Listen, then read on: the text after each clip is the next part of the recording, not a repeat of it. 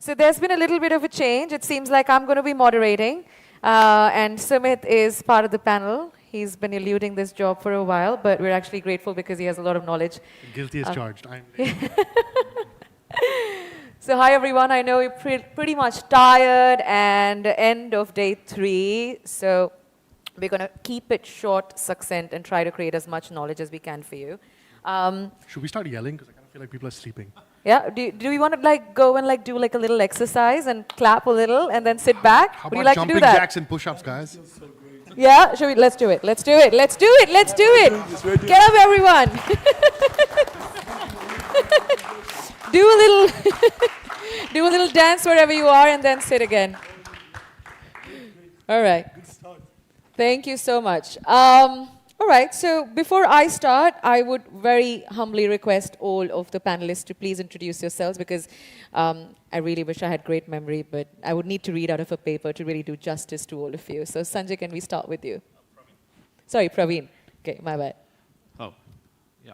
Okay. My name is Praveen. I am the founder of Code Matrix. We are in Bangalore, and we are a product development specialist. Most of our projects are based out of US and Europe. Thank you, and welcome to the panel. Thank you. Hi, Sumit. I've got about 20 years in digital payments, digital commerce, based out of Dubai now, ex-eBay, DoorDash, now Virgin. Wonderful. We're glad to have you there. I'm sure we'll pick one question each from all the experiences you've had. Tosin, welcome. Yeah, I'm Tosin Shobukola. I have run a startup, Golden Platforms, in Muscat, Oman. And I've done big tech, used to be Microsoft, ex-Microsoft, and I worked with Nigeria's biggest payment company into Switch, and I've been doing tech for about 17 years now, and today I do enterprise architecture, digital strategy.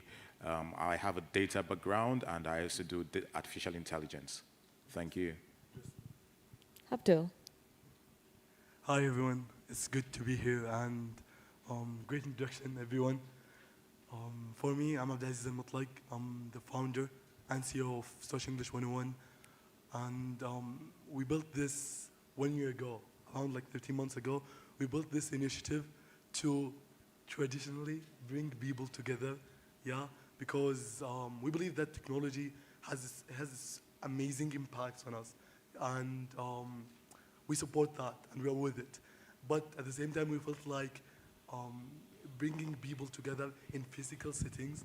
So what we did is that we found this initiative in Saudi Arabia, in Riyadh, where we bring people, we gather people in weekly events, yeah? And all of these events, and I may end with this, they are based on values such as inclusiveness, friendliness, and even like having this culture and atmosphere where people feel so encouraged, not only to be spontaneous, but to bring their best in them there, and to connect, to build their connections, their professional and personal connections as well. And we've been doing that for a year now, and yeah, we organized more than 45 events, and things are going, alhamdulillah. So yeah. Okay, I want to tell you something about Abdul. He's actually the youngest person, so, and also the Gen Z on this panel right now, which, by the way, is not an age thing. We could totally be Gen Z, all of us here as well, depending on the speed of our lives. Sumit is one, I know. No, I'm a millennial. I'm a millennial. Okay, wonderful. I'm one of those annoying millennials. Really? Okay, good to know. Well, great. So thank you everyone for joining us today. And I just want to start with, my name is Tanya Singh. You've seen me before on day 1. The reason I'm moderating the panel, or I'm here with this august company of people, is because I have been in consulting for the last 1.5 years, and I've sort of seen payments evolve over the last 12 years of my journey as well. Father was a career banker. My first internship was an ATM company, wherein they were sending check images instead of by post. So that's the era I belong to, guilty. And post that, of course, I worked in a lot of platform as a service models across the world. And used, in fact, recently, there's an app in the Philippines called GCash, which is run by their largest telecom company, and they have something else called Maya. So very, very interesting, not digital wallets, but pretty much digital banks as systems that I worked with in terms of the consumer lens. So first question, essentially, is to Abdul, but I would like to throw some statistics to you just from an industry perspective.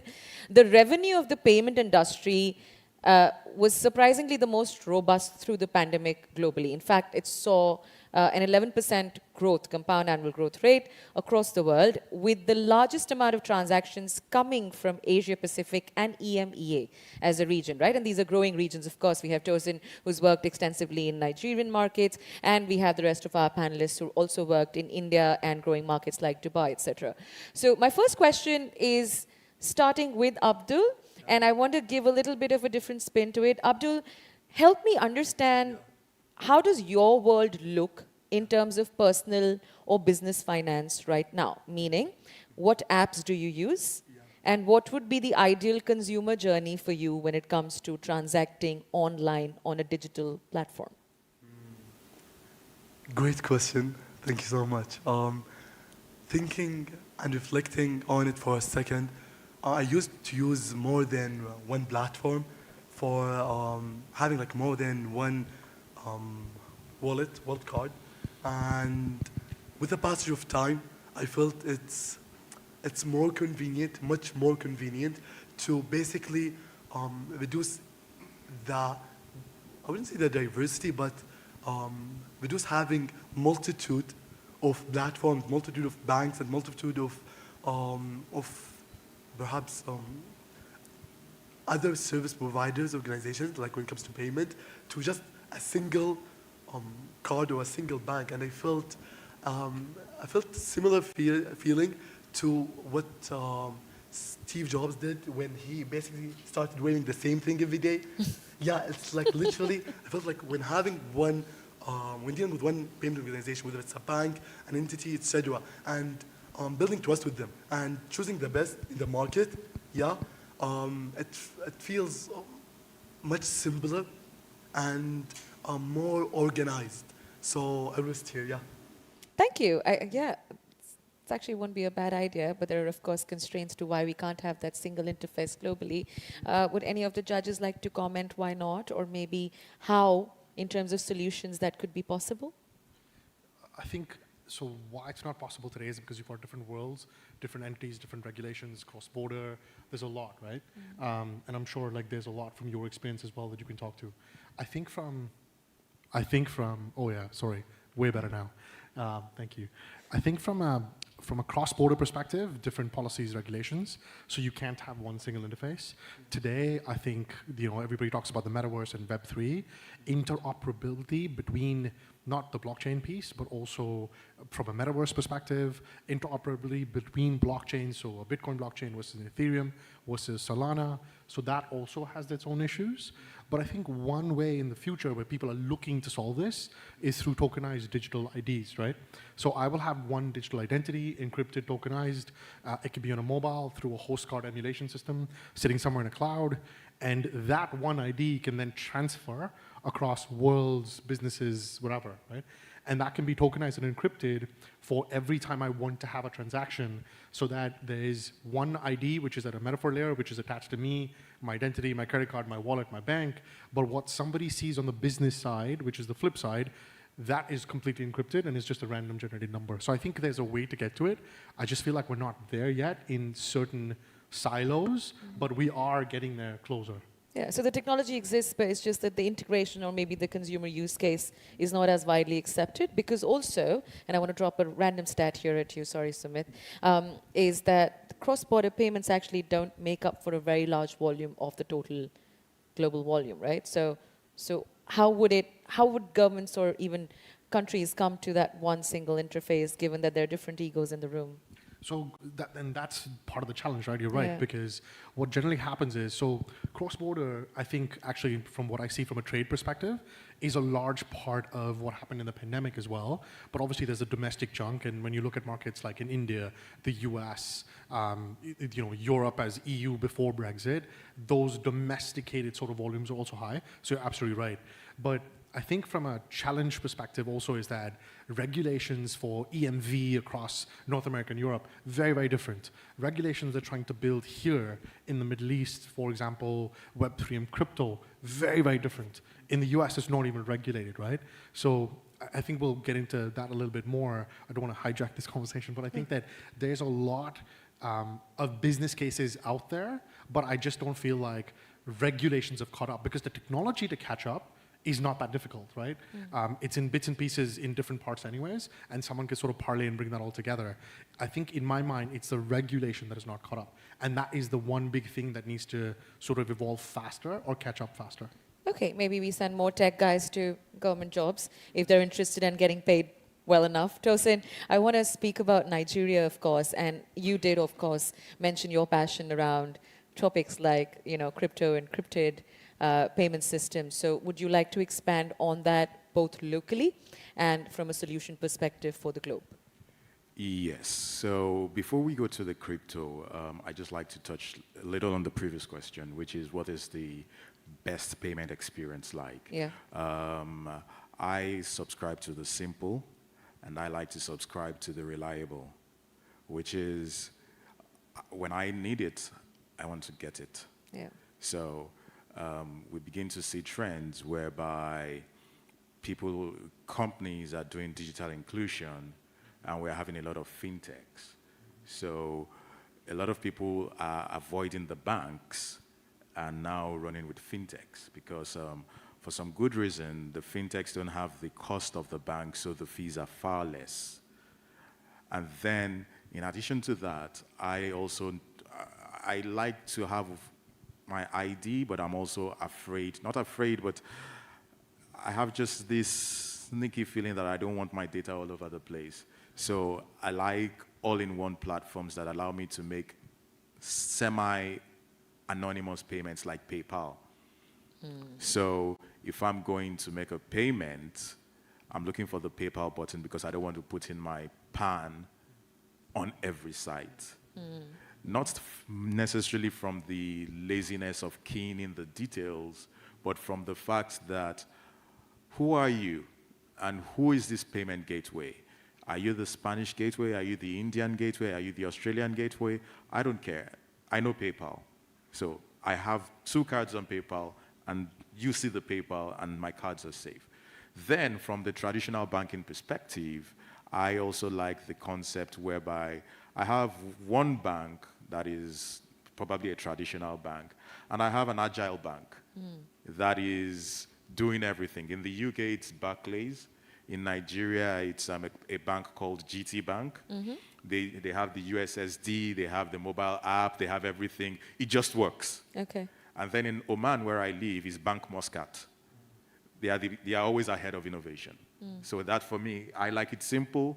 And then, of course, when I go to the ATM, it's either the ATM is working or there's an alternative solution, which we'll come back to later. Yeah. Now, with respect to cross-border payments, we are beginning also to see trends whereby people are, again, maybe it's a case of ease, maybe it's a case of fee avoidance or whatever, but we begin to see people playing along the crypto space, not necessarily for trading purposes, but for leveraging the fiat currencies. My virtual assistant sometimes preferred to be paid in dollars, but because we had some economic challenge in Nigeria where getting dollars was a problem. Yeah. So his own version of USD was buying USDT, which is 1-to-1 for the dollar. It doesn't fluctuate. It's not Bitcoin. It's not Ethereum. It's not anything. It's just the dollar. So some people already believe that that's okay. It's a good store of value. We've begun to see where people are using it as a means of funds transfer instead of going to the payment exchange like your Lulu exchange or whatever it is. They just use the crypto technology, and you have paid a fee of about $1 USD even when you're transferring $1,000, $2,000. Oh, wow. We begin to see that. And good thing or bad thing is that governments are also smart. They're getting smarter. So in Nigeria, where I am originally from, there is a ban, quote and unquote, on crypto. Now, it's not necessarily a ban on crypto because it is crypto and they don't understand it. It's a ban because there was an embargo on foreign currency inflow to the country. And they know that crypto technology is a backdoor. Yeah. So while the story on the streets is, are you doing crypto? It's bad, it's a ban, we have the e-currency, but really it was a strategic blocker for unidentified money laundering strategies. And So I think a lot of what you also say bridges sort of up to trust, right? So you spoke about PayPal and using PayPal blindly, right? Because you've got that trust there and the simplicity there. Absolutely. You also spoke about banks not making it as simple and your payment method needs to be simple and trusted, right? And I think that just coming out of Africa also, I was there about 2 years. We tried something with MTN and Absa Bank, right, which is the biggest bank. We tried to build like a mobile exchange, which was to compete with M-Pesa, but we couldn't because at the end of the day, M-Pesa pretty much taught the world about fintech, right? That's sort of, I would say, an OG player in the market, right? And because M-Pesa was trusted, not just because it was simple, because MTN also built a simple solution, but the point that M-Pesa was trusted, it was reliable, if there were any issues it would get solved, and it was just super simple to use. The MTN solution didn't work. It just didn't work. They flooded it with money, marketing, the best technology, the best people, did not work. So I think that trust factor that you talk about, huge. It's absolutely huge because, I mean, when it comes to money, people, I just permit me a little digression. Just last night, I was advising someone who said, I built a portal and my portal is not making sales. And then I looked at the average price of items on her portal was about $100, $200. It sounds like little money, but in Africa, when you look at the horrible currencies, it's a lot. So imagine selling wigs for $200. And she said, people were not paying through her website. I said, they would not pay through your website. It's high ticket. What happens if the transaction fails? So people look at it on the website. She does a website-only promo, and they still come directly to her to do a bank transfer. Trust, because I know the bank transfer will work, but I don't know if somebody is going to spoof my card. I don't know if the transaction is going to fail, and I don't want to have reversal challenges. So trust, when it comes to money, you need someone you trust. I have two personal anecdotes, and I want to move to Praveen and for a very specific question, if you allow me. I just want to close this point so that we can then sort of go back to the future. So coming to personal experiences, I've been frauded on Paytm once, which is a digital wallet. Number two, when I was trying to invest in real estate in Dubai, there's a very old money system called the Hawala system, much like how crypto exists, which is peer-to-peer. The difference was there were people then who would whisper into your ear and the whole chain will go, right? And it's not that the logic has changed, it's just that we're coming back to peer-to-peer transactions, which is so strange. And unfortunately, an Indian bank sending money to Dubai, you have to pay advance tax to the government to move large money sums, right? So similar as Nigeria would be. I want to give Mr. Praveen some talk time, and there is something, do you want to continue on the same, or do you want to talk about the Aura Ring piece? Right. Okay. So I wanted to mention about my personal experience. It's 8 years I started this organization, and we do blockchain and AIML projects. We always had challenges in getting payments from US and Europe. Let me tell you how it's evolved. Currently I'm using, it was always been TransferWise or Payoneer or PayPal. These are the platforms I always used for payments. They always had commissions and huge commissions, I would say. But today, I would say there's a platform called Skydo, which I'm using from Indian platform. They are a 0-4x and a flat fee of $20 to $30 for up to $10,000. How old and how big? I'm not sure about that, but they're charging flat fee of $30 up to $10,000. And they give a virtual bank account in US, and I'm having one in UK and Europe. It's been very easy, seamless. I just have to ask the client, my invoice says a local virtual account, and they do the transfer. And it comes to me within 3 days. So sorry, just to understand, because this is super interesting actually. Yep. So there's 0-4x, and they charge you a flat fee, up to $10,000 or whatever. So you've got a client, say, in Europe, and they transfer the money locally, Europe to your European virtual account. Virtual account, yes. And then, but that's local, right? Yes. And then from there, you're able to pull into any other account you've got. Correct.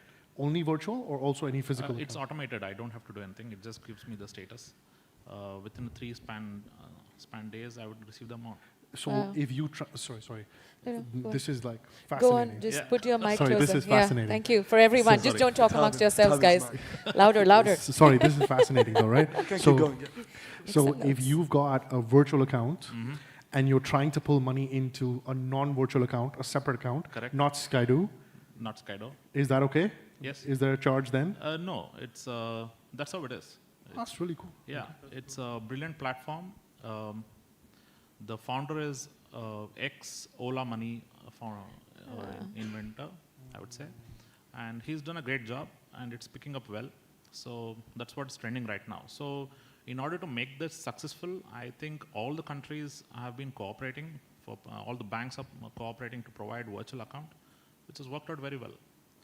So we have also taken payments in Ethereum earlier for blockchain projects. It's been a challenge one or the other way. So I think every banks are globally evolving, and it's helping everybody, every organization. But Praveen, to your point then, technically then the need for the Aura ring that we were discussing yesterday, it'll become null and void, no? If you have everything virtually done with trust, without commission, without excessive charges, and using blockchain technology, right? Why would you need devices? You're talking more on Aura Ring would be more of like a fitness band getting Yeah, connected to I'm wallet. saying why would we need devices then? Like there's no physical architecture required. So if you're moving towards that, I think you should look at the website called Central Bank Digital Currency, CBDC. Yeah. If you Google there, you'll get some statistics.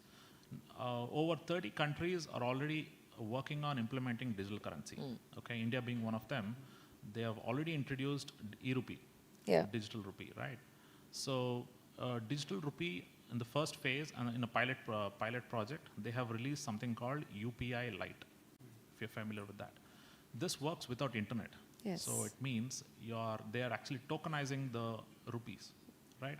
So the moment you're tokenizing, it's actually like virtually in your account, okay? Irrespective you have your internet, you will be able to make a payment. So this is already working flawlessly right now. Over a period of time, I think this will get evolved into wearables, like wristbands, fitness bands, and Aura Ring is one of the fitness ring. So if you are able to load the ring, you should be able to just touch and authenticate using face or fingerprint biometric. You should be able to make the payment. So we are this- talking Westworld future, basically, Yeah, yes? I would say yes. No, but I love that you brought up the CBDC with internet, Yeah. without internet, right? Because one of the big, so if you look at all these research and white papers, one of the biggest use cases that they need to figure out for CBDC is what happens when the internet is down, what happens Yeah. when the network is down, how do you look at exchange rates, how do you look at money transfer, what is the bucket of inflow versus outflow, what are your inventory volumes or treasury volumes, right? And that is massive, right? If they're looking to solve that, it's massive. Totally agree with that. So it's a big challenge they're facing it. So that's the reason it's all in development and pilot stage. I was also reading about eNaira. Nigeria was trying to implement that. It's still in, again, pilot stage, I guess. So overall, I would say all the countries are encouraging to stop this Hawala, black money, and many other things. So I think we would be reaching some point where we should be having seamless payment solutions easily. Right. I have a very, I'm not sure if it's philosophical, but a very like logical question, right? I mean, technically, if you think about it, we are moving back to peer-to-peer. Now, the only other interface is that the government wants control because that's how you collect taxes and that's how you sort of maintain control of what transactions happening where, right? Which is where the entire data, or maybe let's say the India doing the UPI is a government move, right? If it was a Paytm or a PhonePe, you'd be surprised. PhonePe is actually used more in India than is Paytm, even though Paytm is older, longer, because PhonePe, the transaction volumes and the ease of the access of the consumer experience was much better. And if the government of India could support like 1 billion transactions every day with the UPI, and that's the volume, then we're not very far to just get it to a 7 billion for the world, right? I mean, technically, most of the population rests in our emerging markets right now. So question, and you can choose not to answer it, is please engage me or indulge me if you would. But do we then, and wasn't that the premise of the blockchain, that no one single entity owns it? So then, declaring Hawala systems or peer-to-peer would then apply to blockchain as well by that same logic, and then the government will start owning it as well. So eventually we're in that same loop of who controls what in terms of either information or Taxation? Well, or I think maybe- it's, sorry, go on. Yeah, each one of you can go. Please decide. So as much as, so the news on national TV is that nobody controls the blockchain. And as much as possible, it's anonymous. That is what we were sold. And that is what we seem to believe. However, we've been learning that the FBI, at least in the US, has been able to trace payments. So if the FBI can trace blockchain payments, and permit me to digress, you'd recall the time where we had the terrorist attack and the FBI wanted Apple to open the iPhone. And Apple refused to open their iPhone because of trust issues, but they got an Israeli company to open. Recall. NSA. Exactly. Well, was it the NSA? Good. Now, digress closed. Now, of course, the story it's sold to us is, yes, it will be unidentifiable, it will be anonymous. But do you think that the government will see watching its tax going and will fold its arms and do nothing? No. And we've had cases of arrests of hackers arrested because huge sums of ransom funds were paid via blockchain, anti-money laundering arrests were made. So I like the concept, I believe the principle, the technology is there, but I'm not being pessimistic, and I don't just want to say the ooh-ah, I want to be the pragmatic guy to say, some way, somehow, this is still going to come back into the hands of the gatekeepers because nobody's going to watch you take their lunch and sit smiling. Love how you put that, Praveen. I don't know how to put it across. It might be a little more technical here. So if you look at internet, so there is public, there's private, and there's government level access, right? There's also dark internet. Right. So they're trying to implement a similar kind of approach when it comes to blockchain. So there's public, private, and there's government access. So nobody will be able to access this, is what being assumed so far. So that's the reason it's still in pilot stage. They want to ensure the security is up to the mark. It should not be easily hackable. So like it or not, they will make it happen, is what I understand. Okay, and we can make our peace with it. That's Sumit. actually Abdul, please, yes. Yeah, that's actually very thought-provoking, yeah. And while you were talking about, you discussed something, and like it clicked with me so much because it's so relevant in more than one country actually, yeah. Where I heard this story from our professor, yeah, and he's specialized in information system and healthcare, and he told us more than once, yeah, and like in some countries, there are a lot of advancement in technology, but more than once there is this lack of proper and let's say accurate regulations regarding some of the technologies. So for a quick example here, we have like a couple of clinics in one of the countries, yeah, and the thing is, they are working and going through the book literally when it comes to there are some HIPAA rules when it comes to the healthcare. So you need to go through the rules in order to get paid from the insurance company, yeah. And the thing, and this is related to payment. And what I've noticed is that some clinics, when they do all of the hard work and like go literally through the book, they could be even wronged by the insurance company because like if you're a clinic, a single clinic, then you are literally compared to a big chain of hospitals. You're kind of a fish, yeah. It's not that big of a deal, and I felt that there is something missing when it comes to policies and even procedures and rules to ensure that even if it's a clinic, it cannot be even nothing unjust could be done to it because there is lack in some rules or etc. Yeah, so it's a really point that I agree with, and I felt like mentioning it because Thank I you. saw it myself, yeah. No, I think that's good for you to introspect at his age. So can I summarize what you said? Yeah, I think yeah, what sure. Abdul meant was that he notices this in healthcare because that's his field of choice, that there is no self-regulation mechanism when it comes to government's policies and Indeed, regulations. indeed, Yes, indeed, yeah, correct? indeed. Okay, great. Thank you for bringing that up. Oh, yeah, sure. I think I'm a believer that if the government really wants, any government, they can interfere, they can create a policy. I've seen rules overnight, policies change overnight. It's not always like the US where a bill has to be passed and then it has to go to the Senate and it takes 3 months. Sometimes these are just emergency mandates, right? And especially when there's monarchy, this is possible like overnight. That's one. So if the government really wants, they're watching, they can, NSA, CIA, FBI, all of these guys, right? But then on top of that, the minute you add biometrics and authentication to payments, it's gone. It's gone. It's logged.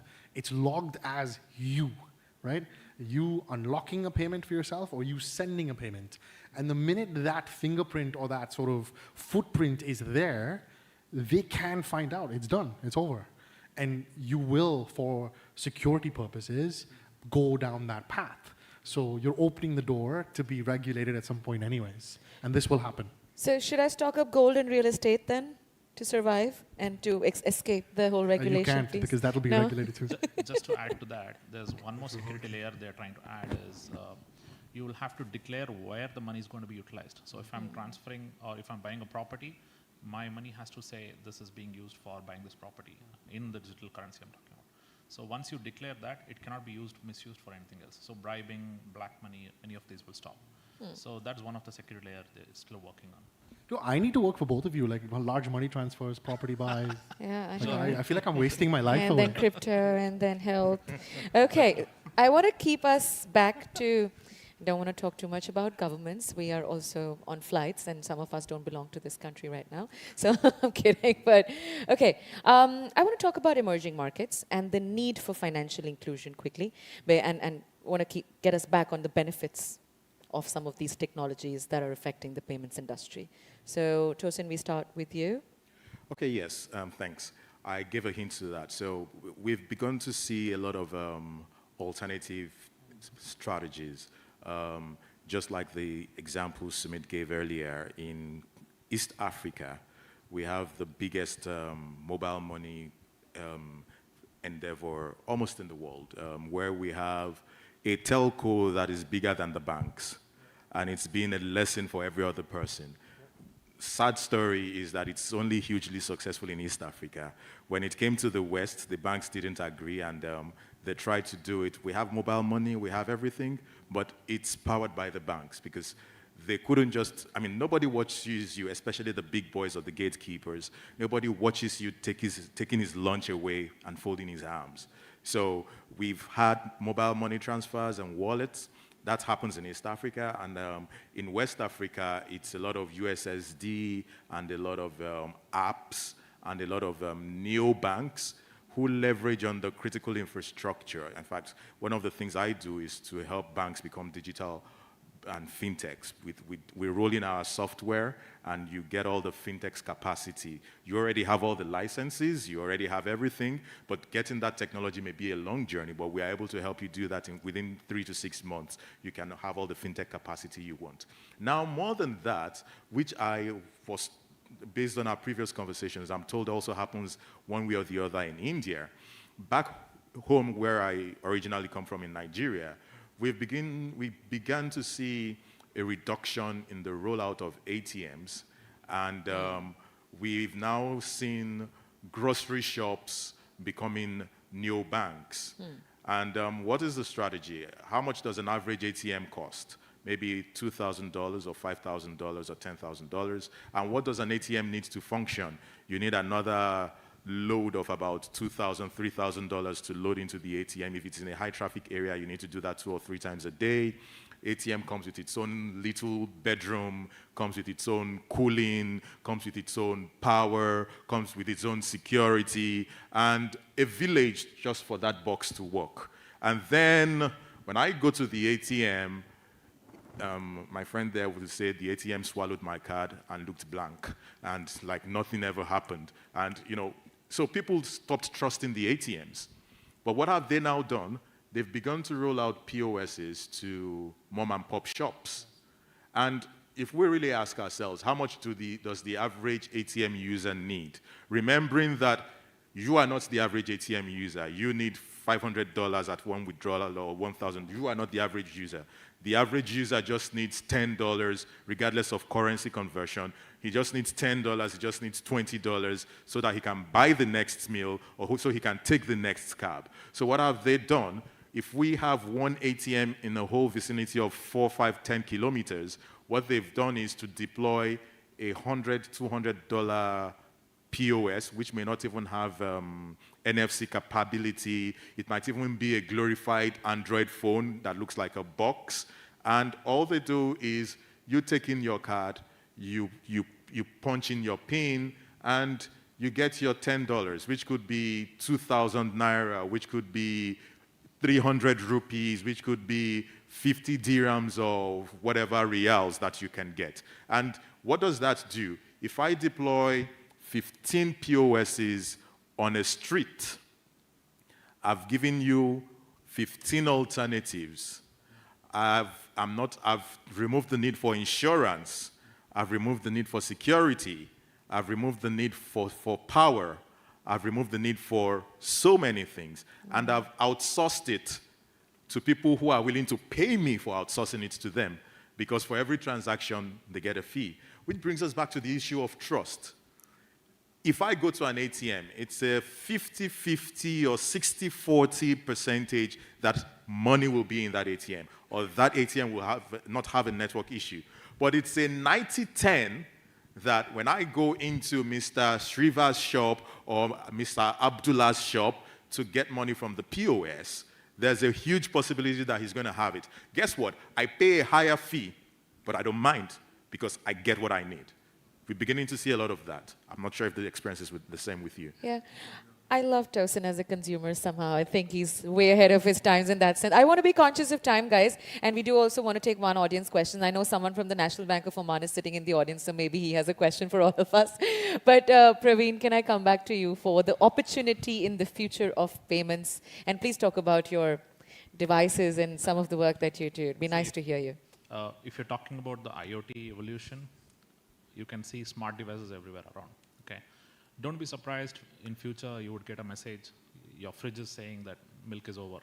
Can I place an order? You just have to authorize it and place the order. Samsung, what are you doing? Possibly, And if the fridge doesn't place an order on Amazon, yeah, that's right. So we have been seeing different payment wallets, digital wallets, and many other things. Currently there's already buy now, pay later is trending. Amazon Pay, Amazon Wallet. Okay, so you might say, Alexa, can we buy a liter of milk or something? It might place an order and it arrive home. Yeah. Praveen, sorry for interrupting you, but this whole BNPL thing, right? So let's say that exists. So then there's no need for printing money. It's again buy now, pay later.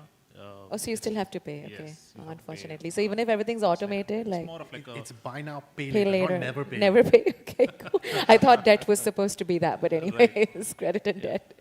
It's more like replacement of your credit card, I would Okay. say. Yeah. So this is how it will evolve, I would say. Everything will start getting smarter. You watch, your leather wallets will be replaced with your e-wearables. Payment will be much seamless for consumers.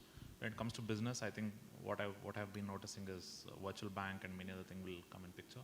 So yeah, that's what I see right now. If there's even a small point I want to add here, and yeah, I'm conscious of time too. Yeah, 30 seconds. That would be, there's this point you mentioned, and I relate to you, and it's a really good point that as we advance in technology, cool, then perhaps it would resolve this issue of every time we sign in every place, in a bank account, yeah, or perhaps in a bank app, etc. We use our password, and even when you go to contactless payment, etc. Sometimes we use a password too, and developing these technologies to smoothen the whole process of payments and to provide a more holistic services related to payment would be really, really promising, and perhaps something that we would see soon, hopefully, yeah. Yeah, totally. That's how it's being evolving. We have been forced to adapt to that. we like it or not. So I think we should look forward to learn those technologies soon and how to adapt to this new world, I would say. It's a new evolution. Yeah. Okay. We have 50 seconds. I want to take one audience question. Yes, sir, please. Yeah, hi, this is JP. And hello, Tanya. Hi, guys, how are you? So my question, it's not a question exactly, but the question is, why are we getting afraid of governments getting information about the transaction? It's only taxes, right, which you have been elaborating from the last few minutes. So if we go ahead and change the direction of the tide, let's go ahead and do it in this way. Let the government go ahead and run a blockchain related option where you go ahead and have an ID for per transaction, and government gets that amount in the central bank. Where they are getting that particular amount, who is it going to at the end of the day by using that particular token, doesn't matter. But what government will go ahead and do is, even if they are tracking it, they will give you a tax rebate. Because anyways, if you look at Reserve Bank of India, blockchain is very good, okay? I'm telling you how. And crypto is also good. So how does it work is, when you are making a card payment, say for example, to a specific company or an e-commerce portal, the amount will be stored through blockchain related ID, which is not known to everyone, into RBI. Because I will also go ahead and make my organizations one part of it as a financial institution. And financial institutions by default can keep that particular money in RBI, getting 6%, 3, 4, 5%, whatever. Automatically you are getting that money. And when I am transacting with that blockchain ID, RBI doesn't mind giving that money back to you in your account, which is automatically you have been paid for in terms of certain percentage. Not only that, they will be able to go ahead and regulate the black money in such a beautiful way that even taxes can be reduced by making sure that a 6% comes to you, or 5%. So why are we afraid of it? Yes. It's not going to harm anyone. It's only going to help the financial institutions who would willingly adopt, and in a very proper way, blockchain as well as cryptocurrency as a legal way of transacting money, whereas they save a lot of money. So I absolutely agree. And I think that what you're talking about alludes to monetization of digital ID and then also incentivizing using of tokenization and blockchain, right? And I think that the example that you gave, it's a very good use case. But I also feel like, coming from Silicon Valley, North America, I can tell you that there's cultural dynamics, right, which are at play. And in the North American concept, they do not want the government looking at anything, whether it's my birth date, my name, whatever. It's a wrong conception. Whether it's wrong or right is irrelevant. Personal the point is identifiable information, SPI, PI, let's keep it aside. Why this hype of making people afraid has come is because banks will lose that 2.5%. Can I come in? It's not government, yeah? It's not Before government. both of you gentlemen, so I want to just ground us, and thank you, sir, for bringing that point. Actually, there are a few ways that discussion on those set of questions could have gone, and one of those ways was your ways. But if you remember, we started with the consumer point of view. Now, technically, all of these services can be driven two-way, right? Either you're pushed a certain service because there are benefits to it, wherein you incentivize, decentivize, doesn't matter whether the authorities, the government, the central agency, certain businesses which are larger and are accountable for their leadership and how they run that economy. The second piece is the consumer mindset, because the consumer is so diverse amongst all those cultures, those economies, and so we were trying to bring in the diversity of the fact that, hey, what's right for him may not be right for me, what's right for Nigeria may not be right for Dubai, may not be right for India, and then everyone has that. But I really, really appreciate you bringing that up. Sumit, Tosin, you may go. Choose to answer. Praveen, sir. If there's a quick thing I may add to the what you mentioned. Give me a second. Yeah, Can we respond to? Yeah, sure thing. Because like it's one simple thing, and Yeah. The point you mentioned, even when it comes to payment, you have like very different industries, and with different industries, different processes too. So yeah, I want to like highlight that because. Yeah. Yep. Okay. Thank you. Yeah. Go ahead. I think it's more of human psychology. You try to, its tendency to get fear when it comes to anything related to monetization. So I think we have already experienced in India demonetization. So everyone was panic situation. A lot of good things happened, bad things also happened. A lot of common people, street side vendors got affected. So it's a history. Or any changes comes in related to monetization, there's always a fear carrying along with it. So I don't think so there will be a big problem, but at this point of time, it's still unknown area. So people are afraid, what is it? You and I know we are technical, you and I understand, but when it comes to a common man, that person will not be able to understand that. So what Tanya said was, according to geography, it will differ, right? For India, we want to go ahead and track each and every transaction, and that is why we did demonetization also in terms of black money to be removed in the market. Whereas in US, why is it not regulated is that, you said FBI can go ahead and track any of the transactions, but they still cannot go ahead and do it. Let me be very frank with you in terms of when you talk about public blockchain and Sir, can I request you to be louder? We're trying to create knowledge here. We really want to listen to you. Yes. So the point is that even FBI cannot go ahead and track any of the cryptocurrency transactions in Bitcoin. The way they can only track is if somebody is taking out money out of that particular blockchain and then putting that money inside their account. Otherwise, there are exchange. There is a point point where you can go in, or maybe you can take out the currency out of those particular cash tellers which are available. You can just go ahead and put that particular unique identifier and take out that money in cash. They don't want to do that. America, if wanted to do it, they could have tracked it, but they go ahead and believe in making sure the paper money is still in circulation. So somebody in California is going to go ahead and put that particular amount as a cryptocurrency buying a Bitcoin, and the other person who is on the East Coast would go ahead to the teller and take out that particular money in cash. Nobody will come to know it. But the only way they can go ahead and track, or FBI can go ahead and track it, is if somebody is using to go ahead and make sure that transfer the amount into their account. Here also, America does not, or American government, or any government should not have a problem, is because ultimately the money which is cash, which is flowing into those tellers and coming out of the tellers, is ultimately going to be held by whom? Is going to be held by Bitcoin, right? So Bitcoin has the paper money, and still the taxes can be levied on Bitcoin. So why we are afraid of it? Yeah. And I wanna now summarize. Thank you so much. Thank you for speaking up and also taking the time. I'll quickly summarize, and it's obviously been amazing, but I'm conscious of time. It's been up for a while, so we want to also make sure that we scoot through the next few panels. I want to just ground us to one thing. Money was introduced as a way of documentation, right? That's why you have a micro number and a paper, and it's changed forms through the eras. It was metals and materials that we trusted. There are festivals around there called Burning Man where you still actually have to trade service for service or product for service. Yes, absolutely.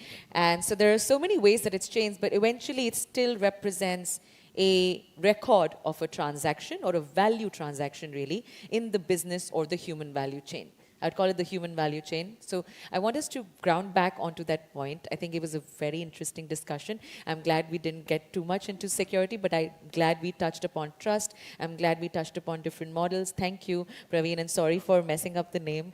Somehow I met both Sanjay and you together, so it just stuck me.